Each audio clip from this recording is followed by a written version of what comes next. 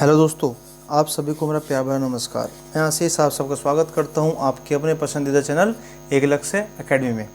दोस्तों, ये हमारा प्रयास है आप लोगों के संघर्ष से लेकर सफलता की ओर, जिसमें कि आज हम लेकर आए हैं हिस्ट्री की घटना चक्र सीरीज, जिसमें कि आज हम पढ़ेंगे पूर्व मध्यकाल, मतलब कि प्राचीन काल और मध्यकाल के बीच का थोड़ा समय, जिसमें कि आता है 800 ईस्वी से लेकर 1200 ईस्वी तक। कहाँ से दोस्तों? 800 ईस्वी से लेकर 1200 ईस्वी तक। ठीक है दोस्तों, इसमें हम कुछ चीज़ों के बारे में जानेंगे जो कि हमारे इतिहास के लिए बहुत ज़्यादा महत्वपूर्ण हैं। ठीक है, चलिए शुरू करते हैं। क्वेश्चन नंबर 1, निम्नलिखित में से दोस्तों एक बात और कहना चाहूँगा, अगर आपको वीडियो क्लियर नहीं दिख रही है तो प्लीज़ आप अपने यूट्यूब सेटिंग में से रिजोल्यूशन बढ़ा सकते हैं। नॉर्मल रिजोल्यूशन 144 मेगापिक्सल का होता है, आप इसको बढ़ाकर 360 या 480 भी कर सकते हैं। ठीक है दोस्तों, चलिए शुरू करते हैं। निम्नलिखित में से कौन शासक पृथ्वीराज चौहान के नाम से प्रसिद्ध है? कौन सा शासक पृथ्वीराज चौहान के नाम से प्रसिद्ध है?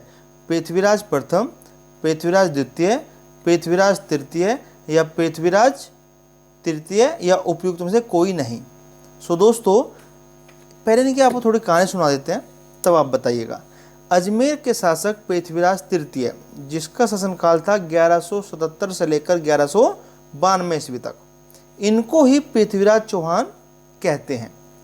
इन्होंने 1191 में तराइन के पहले युद्ध में मोहम्मद गौरी को पराजित किया था, लेकिन दुर्भाग्यवश 1192 ईस्वी में तराइन का द्वितीय युद्ध हुआ था और उसमें इनकी पराजय हो गई थी। तो क्वेश्चन आता है, निम्नलिखित में से कौन शासक पृथ्वीराज चौहान के नाम से प्रसिद्ध है? तो भी आपको बताया पृथ्वीराज तृतीय। कौन दोस्तों? पृथ्वीराज तृतीय पृथ्वीराज चौहान के नाम से प्रसिद्ध है। ठीक है, चलिए। ताम्रपत्र लेख दर्शाते हैं, ताम्रपत्र जो लेख हैं वे क्या दर्शाते हैं कि प्राचीन काल में बिहार के राजाओं का संपर्क था, कि प्राचीन काल में बिहार के जो राजा थे उनका संपर्क था। किससे? यह बताना है। बर्मा से, थाईलैंड से, कंबोडिया से या जावा सुमात्रा से। अब वे राजा कौन थे? कौन सा लेख था? आइए यह जान लेते हैं। पाल वंशी, कौन से? पाल वंश के राजा देवपाल। कौन से? पाल वंश के राजा देवपाल, ये बौद्ध मत अनुयायी थे। क्या थे? बौद्ध के अनुयायी थे। लेखों में इसे परम सौगत कहा गया है। क्या कहा गया है? परम सौगत कहा गया है। उसने जावा के शैलेंद्र वंशी शासक, कहाँ के? जावा के शैलेंद्र वंश के शासक बालपुत्र देव के अनुरोध पर उसे नालंदा में एक बौद्ध विहार बनवाने के लिए 5 गांव दान में दिए थे। ठीक है ना? तो किससे संपर्क मिलता है? किससे मिलता है? जावा से। जावा सुमात्रा से बिहार के राजाओं का संपर्क मिलता है। बिहार में राजा कौन थे? पाल वंश के। राजा का नाम क्या था? देवपाल। ठीक है, ये बौद्ध के अनुयायी थे और इन्होंने जावा के शैलेंद्र वंश के शासक बालपुत्र देव के अनुरोध पर, बालपुत्र देव ने इनसे अनुरोध किया था और उसे नालंदा में एक बौद्ध विहार बनवाने के लिए 5 गांव दान कर दिए थे।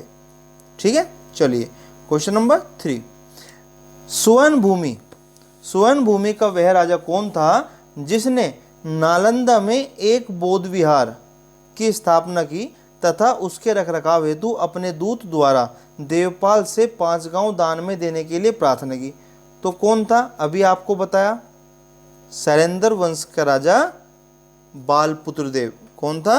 बालपुत्र देव। ठीक है, नेक्स्ट, गोविंद चंद्र गहडवाल की एक रानी, गोविंद चंद्र गहडवाल की एक रानी कुमार देवी ने धम्मचक्र जिन विहार कहाँ बनवाया था? गोविंद चंद्र गहडवाल की एक रानी कुमार देवी ने धम्मचक्र जिन विहार कहाँ बनवाया था? बोधगया, राजगृह, कुशीनगर, सारनाथ। बोधगया, राजगृह, कुशीनगर, सारनाथ। तो कहाँ बनवाया था? सारनाथ में। गोविंद चंद्र गहडवाल ने की जो रानी थी कुमार देवी, उन्होंने वे भी बौद्ध की अनुयायी थी और उन्होंने सारनाथ में धम्मचक्र जिन विहार बनवाया था। ठीक है ना। चलिए क्वेश्चन नंबर 5, हम्मीर महाकाव्य क्या है? हम्मीर महाकाव्य में चौहानों को बताया गया है क्या? चंद्रवंशी, ब्राह्मण, यदुवंशी, सूर्यवंशी। तो जो हम्मीर महाकाव्य है इसमें चौहानों को इन्होंने सूर्यवंशी बताया है। क्या बताया है? सूर्यवंशी बताया है।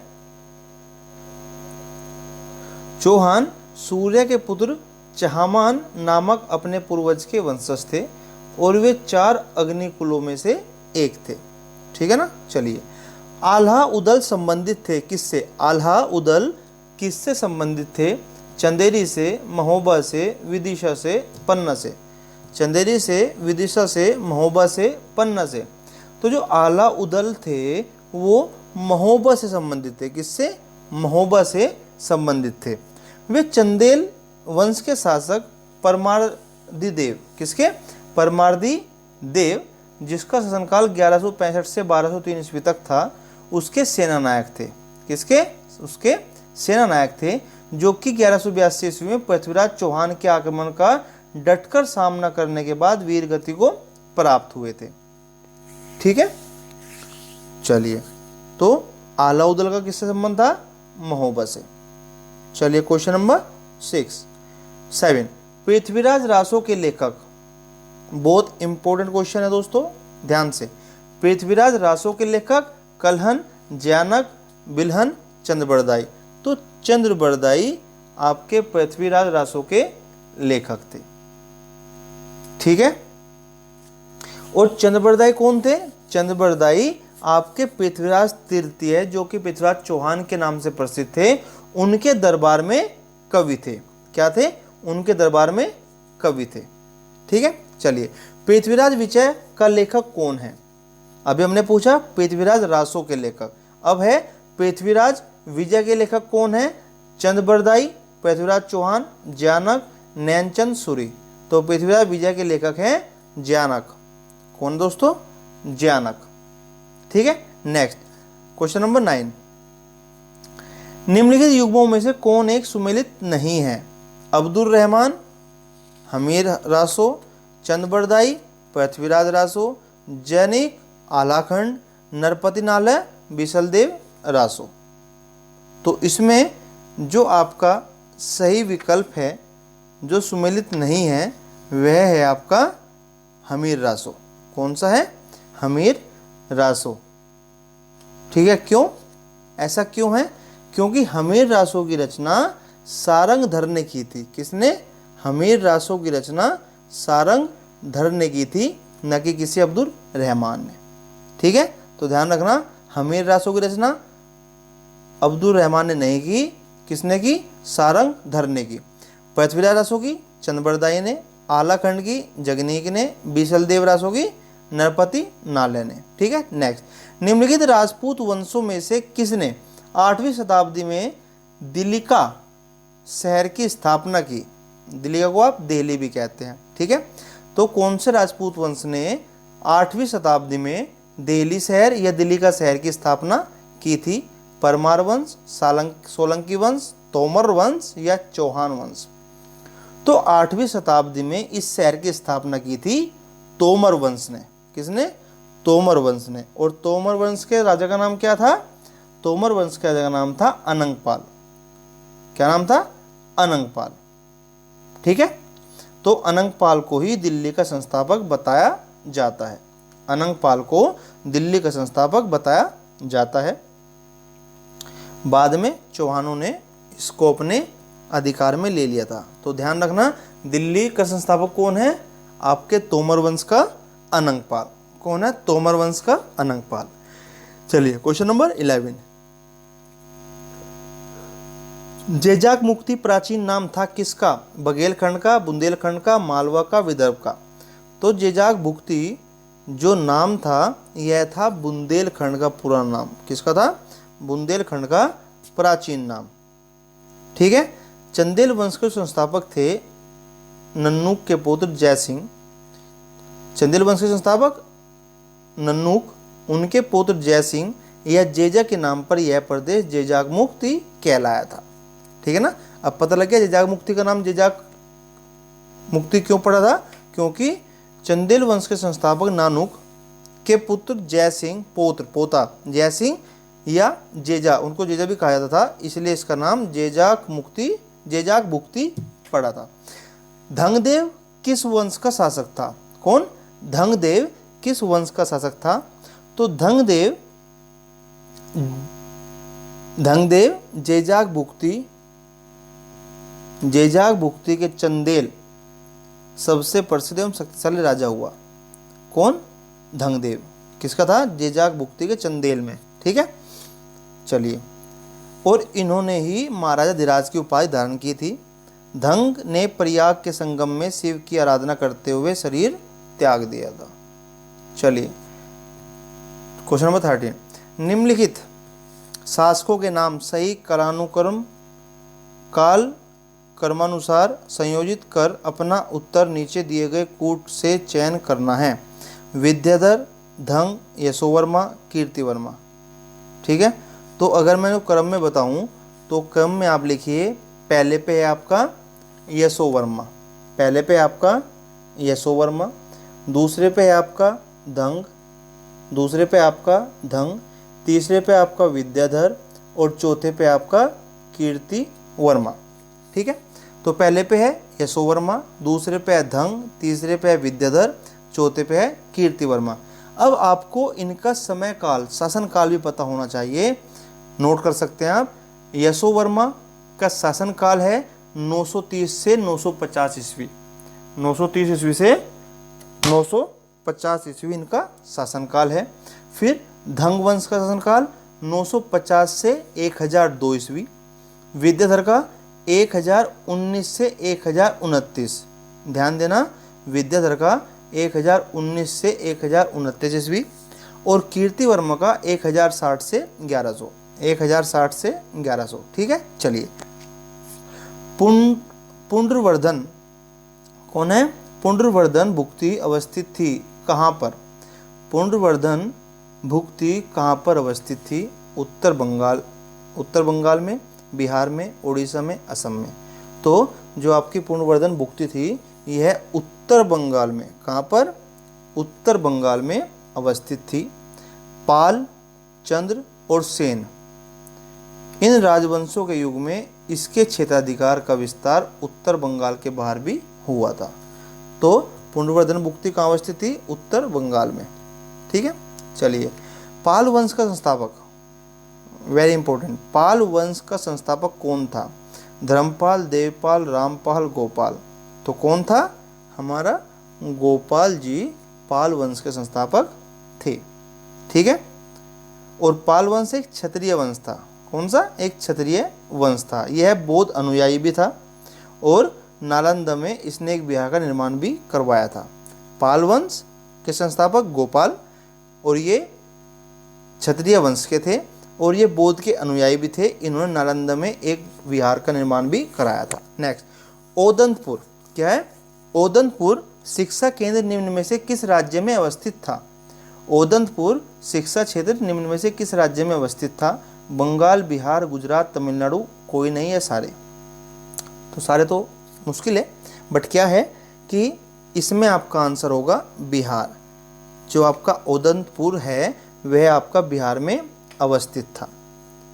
ठीक है, और इस ओदंतपुर को उदनापुर भी कहा जाता है। क्या? ओदंतपुर को उदनापुर भी कहा जाता है। ठीक है, चलिए। अब इसकी स्थापना किसने कराई थी? इसकी स्थापना पाल वंश के संस्थापक गोपाल ने कराई थी। किसने? पाल वंश के संस्थापक गोपाल ने कराई थी। तो क्वेश्चन आपसे ये भी पूछा जा सकता है कि जो ओदंतपुर है, जिसको आप उदनापुर भी कहते हैं, उसकी स्थापना किसने कराई थी? तो उसकी स्थापना पाल वंश के संस्थापक गोपाल ने कराई थी। ठीक है, चलिए। क्वेश्चन नंबर 17, निम्नलिखित में किसने सोमपुर महाविहार का निर्माण कराया था? सोमपुर महाविहार कुमारगुप्त प्रथम, हर्ष, धर्मपाल, विजयसेन। तो किसने कराया था? तो धर्मपाल के लेखों में इसे परम सौगात भी कहा गया है और उसने विक्रमशिला तथा सोमपुर, विक्रमशिला और सोमपुरी जो कि पहाड़पुर में एक प्रसिद्ध विहारों की स्थापना की थी। उसकी राजसभा में प्रसिद्ध बौद्ध लेखक हरिभद्र निवास करता था। तो जवाब क्या हुआ आपका धर्मपाल। जवाब क्या हुआ धर्मपाल। धर्मपाल ने सोमपुर महाविहार का निर्माण करवाया था। नेक्स्ट विक्रमशिला। नेक्स्ट विक्रमशिला नामक प्राचीन विश्वविद्यालय, विक्रमशिला नामक प्राचीन विश्वविद्यालय की स्थापना बंगाल के किस शासक ने की। विक्रमशिला नामक प्राचीन विश्वविद्यालय की स्थापना बंगाल के किस शासक ने की। धर्मपाल, देवपाल, गोपाल, महिपाल। तो अभी मैंने आपको बताया कि विक्रमशिला और सोमपुरी में प्रसिद्ध विहारों की स्थापना किसने की, धर्मपाल ने की। किसने की, धर्मपाल ने की। चलिए नेक्स्ट 19 विक्रमशिला महाविहार। विक्रमशिला महाविहार की स्थापना किस वंश के शासक द्वारा करवाई गई थी। तो हमने पढ़ा पाल वंश के शासक द्वारा। किसके द्वारा, पाल वंश के शासक द्वारा। नेक्स्ट निम्न विक्रमशिला विश्वविद्यालय इनमें से आज भी, विक्रमशिला विश्वविद्यालय इनमें से आज के किस राज्य में अवस्थित है। मध्य प्रदेश, उड़ीसा, बिहार, झारखंड। तो यह आज बिहार में अवस्थित है। कहाँ पर है, बिहार में अवस्थित है। ठीक है, चलिए नेक्स्ट क्वेश्चन नंबर 21 निम्नलिखित स्थानों में से कौन सा स्थान पूर्व मध्यकाल में शिक्षा का केंद्र नहीं था। निम्नलिखित स्थानों में से कौन सा स्थान पूर्व मध्यकाल में शिक्षा का केंद्र नहीं था। नालंदा, विक्रमशिला, तक्षशिला, उदयपुर। कौन सा पूर्व मध्यकाल में शिक्षा का केंद्र नहीं था। नालंदा, विक्रमशिला, तक्षशिला, उदयपुर। तो कौन सा था, तक्षशिला। पूर्व मध्यकाल में शिक्षा का केंद्र तक्षशिला नहीं था। ठीक है, ठीक है दोस्तों। चलिए क्वेश्चन नंबर नेक्स्ट पे चलते हैं।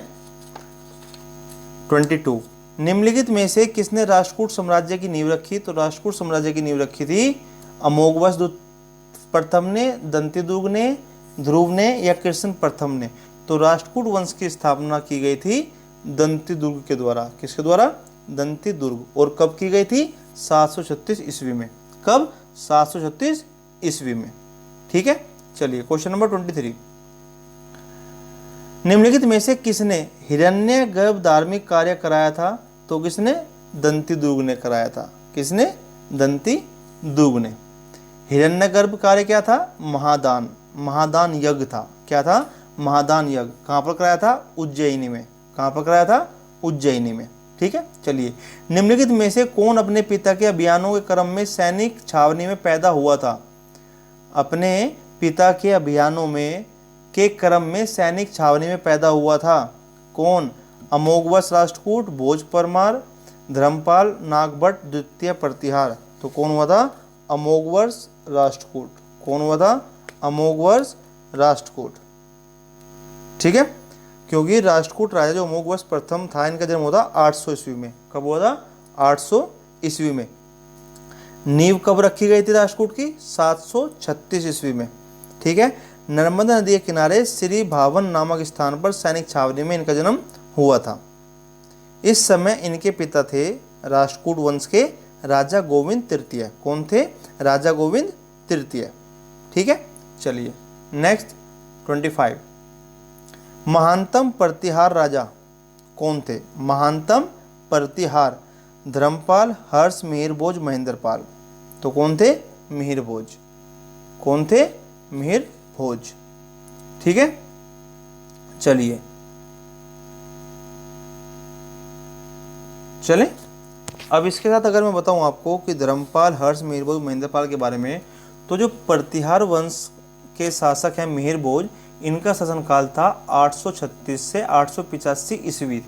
कब था, 836 से 885 ईस्वी। फिर धर्मपाल जो कि पाल वंश के राजा थे, इनका शासनकाल था 780 से 815। कब से, 780 से 815 ईस्वी। महेंद्रपाल प्रतिहार शासक थे। महेंद्रपाल प्रतिहार शासक थे।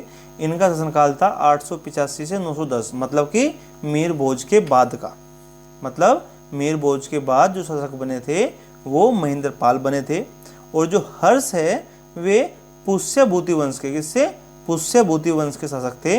और इनका शासनकाल तो सबसे पहले था 606 ईस्वी से लेकर 647 ईस्वी तक। ठीक है, चलिए। गुर्जर प्रतिहार शासकों में से किसकी उपाधि आदि वराह थी? गुर्जर प्रतिहार शासकों में से किसकी उपाधि आदि वाराह थी? वत्सराज, नागभट्ट द्वितीय, मीर भोज, नागभट्ट प्रथम। तो किसकी उपाधि आदि वराह थी? तो वह थी आपकी मिहिर भोज की। किसकी? मिहिर भोज की उपाधि आदि वराह थी। मिहिर भोज को प्रतिहार वंश का सबसे शक्तिशाली शासक माना जाता है। और यह वैष्णव के, किसके? वैष्णव के अनुयायी थे। और इन्होंने आदिवराह और प्रभास जैसी उपाधि धारण की थी। आदिवराह और प्रभास जैसी, ध्यान रखना प्रभास भी पूछा जा सकता है, जैसे आदिवराह पूछा तो प्रभास भी किसने धारण की थी? मिहिर भोज ने। ठीक है, चलिए क्वेश्चन नंबर 27। निम्नलिखित ऐतिहासिक व्यक्तियों के नाम काल कर्मानुसार संयोजित कर नीचे दिए गए कूट से सही उत्तर चुनना है। नागभट्ट द्वितीय, महिपाल, महेंद्रपाल, वत्सराज। तो सबसे पहले मैं आपको बता दूं उनके शासनकाल।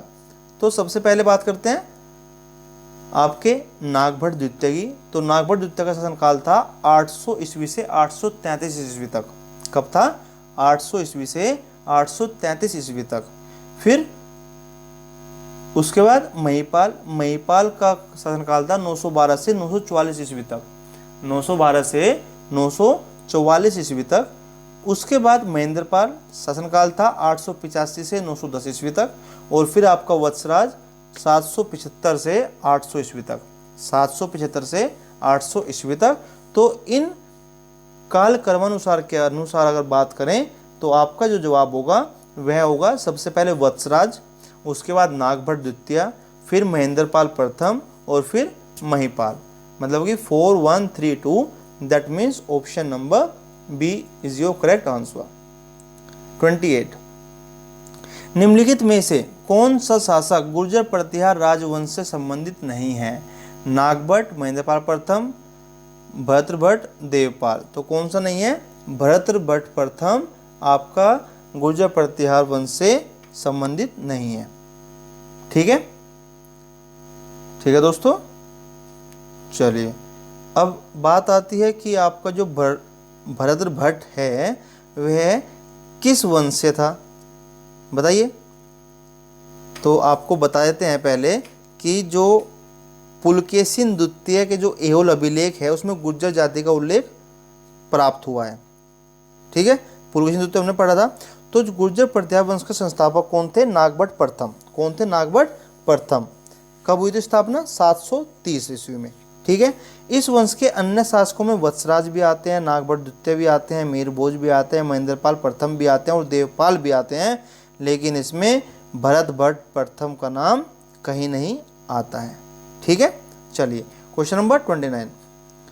महान जैन विद्वान हेमचंद्र, महान जैन विद्वान हेमचंद्र किसकी सभा को अलंकृत करते थे? किसके दरबार में शोभा बढ़ाते थे? कौन? हेमचंद्र। अमोघवर्ष, कुमारपाल, विद्याधर, जयसिंह, सिद्धराज। तो जो आपके महान जैन विद्वान हैं हेमचंद्र, ये सोलंकी वंश के, किसके? सोलंकी वंश के राजा जयसिंह सिद्धराज। कौन? जयसिंह सिद्धराज के समय में प्रमुखता प्राप्त की थी। तथापि वे उसके उत्तराधिकारी कुमारपाल के सलाहकार के रूप में उसकी सभा को अलंकृत करते थे। ध्यान देना, कंफ्यूजन वाली चीज होती है, तो जब भी पढ़ो ध्यान से पढ़ो। तो जो हेमचंद्र थे ये एक्चुअली जयसिंह सिद्धराज के समय में प्रमुखता उन्होंने प्राप्त कर ली थी, लेकिन वास्तव में ये कुमारपाल जो कि इनके वंशज हैं, जयसिंह के वंशज हैं, इनके समय में सलाहकार के रूप में कार्यरत थे। तो क्या जवाब होगा? आपके कुमारपाल के समय में अलंकृत थे। ठीक है, चलिए 29 के बाद 30। निम्नलिखित में से किसे एक नया संवत चलाने का यश प्राप्त हुआ? धर्मपाल, देवपाल, विजय सेन, लक्ष्मण सेन। तो लक्ष्मण सेन को यह यश प्राप्त हुआ कि उसने नया संवत चलाया। ठीक है, लक्ष्मण सेन का जो शासन काल है वह क्या है, 1178 से लेकर 1206 तक। 1178 से लेकर 1206 तक लक्ष्मण सेन, जो कि सेन वंश के राजा थे, चौथे राजा थे, इन्होंने 28 वर्षों तक शासन किया था और इनके द्वारा एक नए संवत, कौन सा संवत, लक्ष्मण संवत का प्रारंभ किया गया था। ठीक है, चलिए, लक्ष्मण संवत का प्रारंभ किस वंश द्वारा किया गया था, तो मैंने अभी आपको वंश बताया, सेन वंश के द्वारा। और कौन सा राजा के द्वारा, लक्ष्मण सेन के द्वारा। ठीक है, चलिए, क्वेश्चन नंबर 32, निम्नलिखित में से कौन से मध्यकालीन भारत के प्रसिद्ध विधिवेत्ता हैं। प्रसिद्ध विधिवेत्ता कौन है, विज्ञानेश्वर, हिमाद्री, राजशेखर, जीमूतवाहन। ठीक है, तो कौन है, चलिए आपको बताते हैं। विज्ञानेश्वर, हिमाद्री और जीमूतवाहन, ये मध्यकाल के प्रसिद्ध विधिवेत्ता है। कौन कौन है, विज्ञानेश्वर, हिमाद्री और जीतवाहन, ये तीनों आपके मध्यकाल के क्या हैं, विधिवेत्ता हैं। विज्ञानेश्वर ने याज्ञवल्क्य स्मृति पर मिताक्षरा शीर्षक से टीका ग्रंथ लिखा। जीमूतवाहन ने दाय भाग नामक ग्रंथ की रचना की। राजशेखर ने गुर्जर प्रतिहार शासक महेंद्रपाल प्रथम एवं उसके पुत्र महिपाल के दरबार में रहते थे। इन्होंने कपूर मंजरी, काव्य मीमांसा, विद सालमंजिका, बाल रामायण, भुवन कोश और हरविलास जैसे ग्रंथों की रचना की थी। तो इसमें आपका ऑप्शन नंबर सी बिल्कुल सही हो जाएगा। चलिए, क्वेश्चन नंबर 33, महान संस्कृत कवि एवं नाटककार राजशेखर निम्न में से किसके दरबार में थे या किसके दरबार संबंधित थे, राजा भोज, महिपाल, महेंद्रपाल प्रथम या इंद्र तृतीय। राजशेखर किसके दरबार में संबंधित थे, तो किसके थे, राजा भोज, महिपाल, महेंद्रपाल प्रथम, इंद्र तृतीय। तो बताइए, ये एक्चुअली आपका टाई क्वेश्चन है दोस्तों। क्या है, टाई क्वेश्चन है, क्योंकि जो राजशेखर थे वह महेंद्रपाल प्रथम और उसके पुत्र महिपाल के दरबार में रहते थे। ये दोनों के ही समय काल में थे, दोनों के ही साथ दरबार में रहे हैं। उन्होंने काफ़ी सारे उपन्यास की रचना की है। तो ये टाई क्वेश्चन है, इसका जवाब बी भी होगा, सी भी होगा। जिस क्वेश्चन में इन दोनों में से एक भी ऑप्शन होगा उसमें से आप इसको टिक कर देंगे तो वह आपका आंसर बिल्कुल सही हो जाएगा। ठीक है, चलिए, गुर्जर प्रतिहार वंश, ठीक है, आपको बता चुके हैं, याद होगा तो आप बिल्कुल जवाब देंगे। गुर्जर प्रतिहार वंश की स्थापना की थी किसने, आपको बताया था नागभट्ट प्रथम ने। किसने की थी, नागभट्ट प्रथम ने। ठीक है, चलिए, नेक्स्ट क्वेश्चन नंबर 34 के बाद 35 पे आते हैं। सूची दी गई है दोस्तों, एक तरफ क्या है, आपके वंश हैं और एक तरफ राजधानी है। ठीक है, तो प्रतिहार, बताइए, प्रतिहार, चोल, परमार और सोलंकी, तंजौर, अनहिलवाड़, धारा, कन्नौज। तो अब अगर बात करें कि प्रतिहार वंश की स्थापना नागभट्ट ने की, किसने, नागभट्ट ने की, लेकिन जो वास्तविक संस्थापक हैं वह वत्सराज थे। प्रतिहार वंश का जो मिहिर भोज था, इनकी राजधानी कन्नौज थी। प्रतिहार की राजधानी कन्नौज थी। उनके बाद चोल साम्राज्य की जो राजधानी थी वह तंजौर थी। ध्यान देना, प्रतिहार की कन्नौज थी और चोल की तंजौर थी। परमार वंश की बताइए, धारा, परमार वंश की धारा, सोलंकी वंश की अनहिलवाड़। फिर देख लीजिए, प्रतिहार की कन्नौज, चोल की तंजौर, परमार की धारा, सोलंकी की अनहिलवाड़। तो ऑप्शन आपका क्या हो गया, डी। ऑप्शन आपका क्या हो गया, डी। ठीक है, चलिए 36, राजवंश क्या है, राजवंश जो कन्नौज पर आधिपत्य स्थापित करने में त्रिकोणीय संघर्ष में उलझे हुए थे। वह राजवंश जो कन्नौज पर आधिपत्य स्थापित करने में त्रिकोणीय संघर्ष में उलझे हुए थे, कौन कौन से थे, चोल, गुर्जर, पाल, राष्ट्रकूट। चोल, गुर्जर, पाल, राष्ट्रकूट। तो कौन थे, बताइए। तो वे थे आपके पाल, गुज्जर, राष्ट्रकूट। पाल, गुज्जर, राष्ट्रकूट। अब इस संघर्ष की शुरुआत कहाँ से हुई थी, इन लोगों की उस पर नज़र एक साथ कैसे गई, आइए जानते हैं। जब हर्ष की मृत्यु हुई तो उसके बाद कन्नौज अलग अलग शक्तियों के आकर्षण का केंद्र बना। इसे वही स्थान प्राप्त हुआ जो गुप्त युग तक मगध का था। क्या था? मगध का था। इसे महोदया और महोदया श्री, ध्यान देना ये क्वेश्चन आएंगे आगे। इसे महोदया और महोदया श्री आदि नामों से अभिव्यक्त किया गया। किसको? कन्नौज को।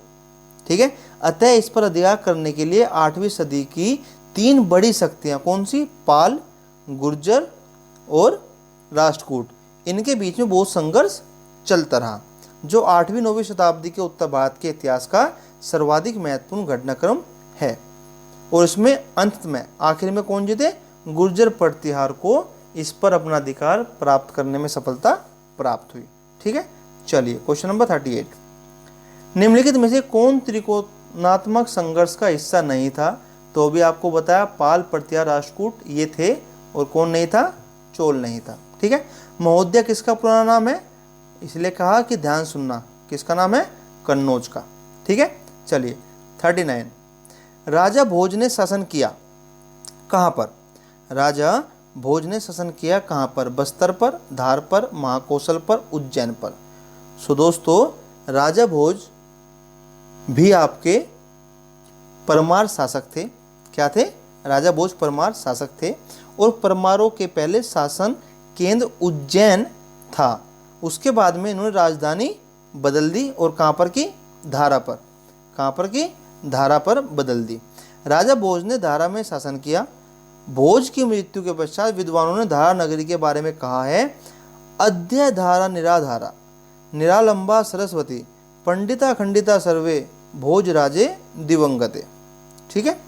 चलिए नेक्स्ट, निम्नलिखित में से किसने काल्पनिक वैज्ञानिक उपकरणों पर पुस्तक लिखी है? निम्नलिखित में से किसने काल्पनिक वैज्ञानिकों उपकरणों पर पुस्तक लिखी है? भोज ने, गोविंद राज ने, चंद बर्मन ने, या महिपाल ने? तो भोज ने आपकी काल्पनिक वैज्ञानिक उपकरणों पर पुस्तक लिखी है। किस वंश के थे भोज? परमार वंश के थे। किस वंश के थे? परमार वंश ने। इन्होंने एक पुस्तक लिखी, कौन सी? समरांगन सूत्रधार। कौन सी लिखी दोस्तों? समरांगन सूत्रधार। नाम ध्यान रखना, क्वेश्चन आएगा आपको एकदम से जवाब बता देना है। तो कौन सी पुस्तक लिखी? भोज के द्वारा लिखी गई पुस्तक का नाम क्या है? समरांगन सूत्रधार। ठीक है। इसके बाद अगर बात करें, दूसरी भी किताब लिखी है, जैसे कि सरस्वती कंठाभरण, सिद्धांत संग्रह, योग सूत्र वृत्ति, राजमार्तंड, विद्या विनोद, युक्त कल्पतरु और चारुचर्या। ये इनकी कुछ प्रमुख रचनाएं हैं। ठीक है ना? ठीक है दोस्तों। चलिए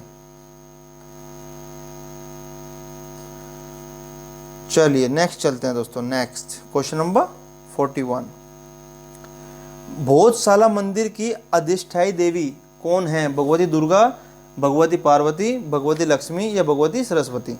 तो जो भोजशाला मंदिर है कहाँ पर है, यह पता होना चाहिए आपको। यह है मध्य प्रदेश में।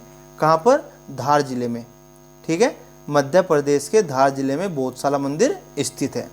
और यहाँ पर आपकी वाग देवी, और वाग देवी कौन सी है? भगवती सरस्वती देवी। कौन सी है? भगवती सरस्वती आपकी यहाँ पर स्थापित है। ठीक है। चलिए नेक्स्ट, इनमें से कौन परमार वंश का शासक नहीं था? उपेंद्र, मुंज, गोंगेदेव, या उदयादित्य? तो कौन नहीं था? तो गंगेदेव आपके परमार वंश के शासक नहीं थे। बाकी उपेंद्र, मुंज और उदयादित्य ये आपके परमार वंश के शासक थे। अब गंगेदेव किस वंश के थे? ये आपके कलचुरी वंश के थे। गंगेदेव कलचुरी वंश के शासक थे, और इन्होंने विक्रमादित्य की उपाधि धारण की थी। किसकी? विक्रमादित्य की उपाधि धारण की थी। चलिए 43, सुमेल युग्मों पर विचार करना है। स्थान और क्षेत्र, बोधगया, खजुराहो, शिरडी, नासिक, तिरुपति, बघेलखंड, बुंदेलखंड, विदर्भ, मालवा, रायलसीमा। तो चलिए, बोधगया कहाँ पर है? बिहार में है। बोधगया बिहार में है। खजुराहो कहाँ पर है? बुंदेलखंड में है। शिरडी कहाँ पर है? अहमदनगर महाराष्ट्र में है। कहाँ पर है? अहमदनगर महाराष्ट्र में। नासिक कहाँ पर है? मालवा में नहीं है। नासिक मालवा में नहीं है, महाराष्ट्र में है।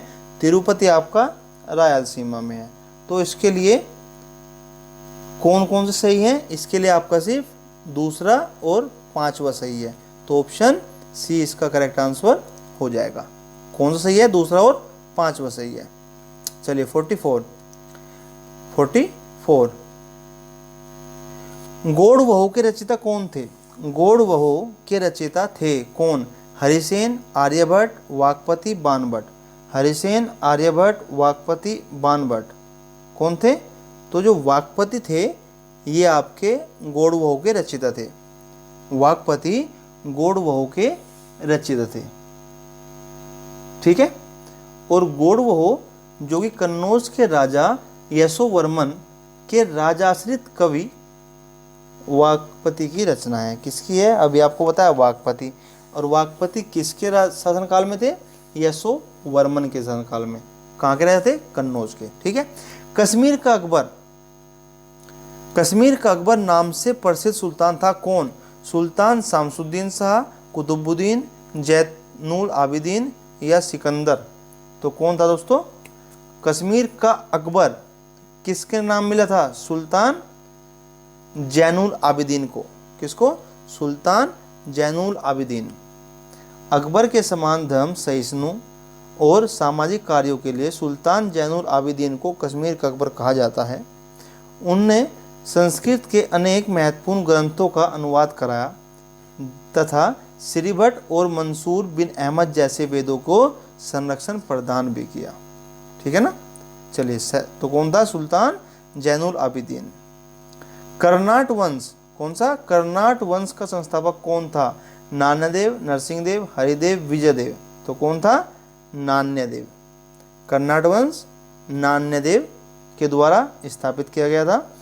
इसके किस समय में? 1097 से 98 ईस्वी में इसका संस्थापन किया गया था। और ये एक बहुत महान योद्धा थे एक्चुअली। क्या थे? महान योद्धा। और नान्यदेव ने कर्नाटक की जो राजधानी रखी थी वह थी सिमरावगढ़। कौन थी? सिमरावगढ़ को, ठीक है।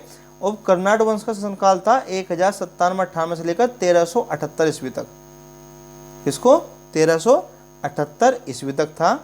और इसको मिथिला का स्वर्ण युग भी कहा जाता है। मिथिला का स्वर्ण युग किस वंश के शासनकाल को कहा जाता है? कर्नाट वंश के शासनकाल को। कब से कब तक? 1097-98 से लेकर 1378 ईस्वी तक, ठीक है। नेक्स्ट, कर्नाट वंश का अंतिम शासक कौन था? कर्नाट वंश का अंतिम शासक कौन था? हरि सिंह, राम सिंह, मति सिंह, श्याम सिंह। तो कौन था? हरि सिंह। कर्नाट वंश का अंतिम शासक हरि सिंह देव था। हरि सिंह देव था। कौन था? हरि सिंह देव। और इनको कला और साहित्य का एक महान संरक्षक माना गया है। क्या है? कला और संस्कृति का महान संरक्षक माना गया है। इन्होंने पंजी व्यवस्था की शुरुआत की थी। किसकी? पंजी व्यवस्था की शुरुआत की थी, ठीक है।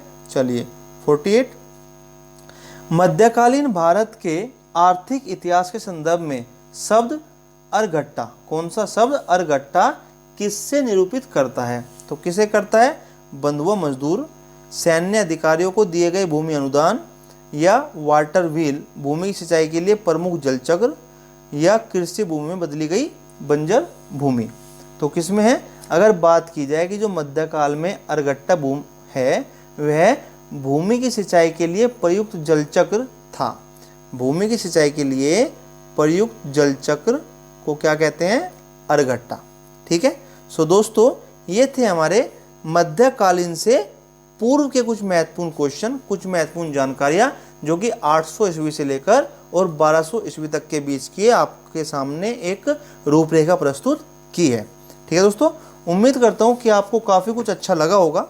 आपके सहयोग के लिए बहुत बहुत धन्यवाद। आपसे एक रिक्वेस्ट हो रहा है कि आप जितना हो सके इस चैनल को सब्सक्राइब और शेयर कीजिए, जिससे कि बाकी लोगों तक भी यह चैनल पहुंच सके और हमारा प्रयास उन लोगों के लिए भी अच्छा सिद्ध हो सके, ठीक है दोस्तों। अगली वीडियो में मिलते हैं अच्छे टॉपिक के साथ। तब तक के लिए धन्यवाद, नमस्कार, राम राम दोस्तों।